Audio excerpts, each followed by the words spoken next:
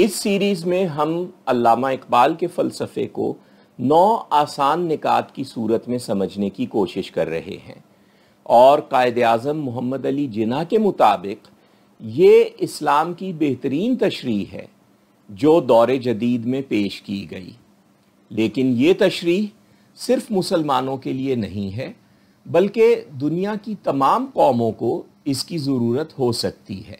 इस तस्वुर हयात में इंसानी मर्जी यानी फ्री विल की अहमियत गुज़िश्ता किस्त में हमारे सामने आ चुकी है।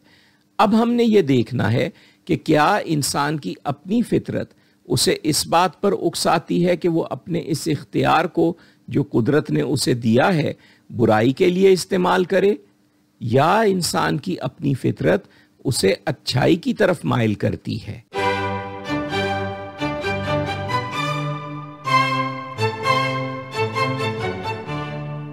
लेकिन आगे बढ़ने से पहले मशवरा है कि अगर आपने अभी तक इस चैनल को सब्सक्राइब नहीं किया है तो सब्सक्राइब करके नोटिफिकेशन का बटन भी दबाइए ताकि आइंदा आने वाली वीडियोस की इत्तला आप तक पहुंचती रहे। इस वीडियो की डिस्क्रिप्शन भी जरूर देखिए।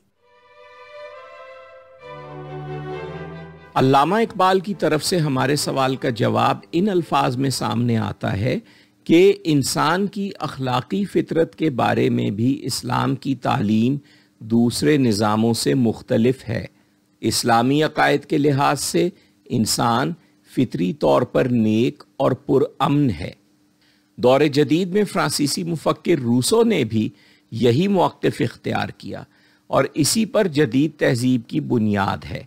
मिसाल के तौर पर अगर हम ये कहते हैं कि इंसान फितरी तौर पर बुरा है और उसकी अपनी फितरत ही उसे बुराई की तरफ माइल करती है, तो फिर हमें अपने मुआशरे और कानून की बुनियाद भी इस मफरूज़े पर रखनी पड़ेगी कि हर शख्स मुजरिम है जब तक उसकी बेगुनाही साबित ना हो जाए।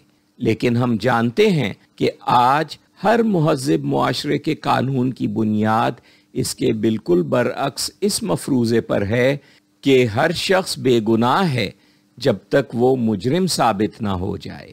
चुनाचे रूसो समझता था कि अब हमें इस मसले पर किसी मजहबी बहस की ज़रूरत नहीं है, बल्कि दुनिया के जिन मज़ाहिब के नज़दीक इंसान फितरी तौर पर अच्छा नहीं है, वो अपने अपने मजहबी अकायद को ज़ाती सतह पर बरकरार रखते हुए भी इस बात पर मुत्तफ़िक हो सकते हैं कि हम मुआशरती ज़िंदगी और कानून की बुनियाद बहरहाल इसी उसूल पर कायम करें कि इंसान को फितरी तौर पर अच्छा समझा जाए।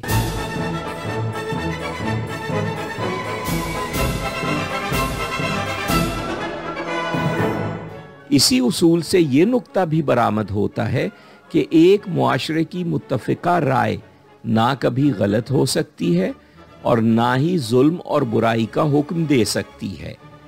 यही मफरूज़ा असल में जमहूरियत की बुनियाद भी है, क्योंकि इसके बगैर जमहूरियत का कोई जवाज़ कायम नहीं होता।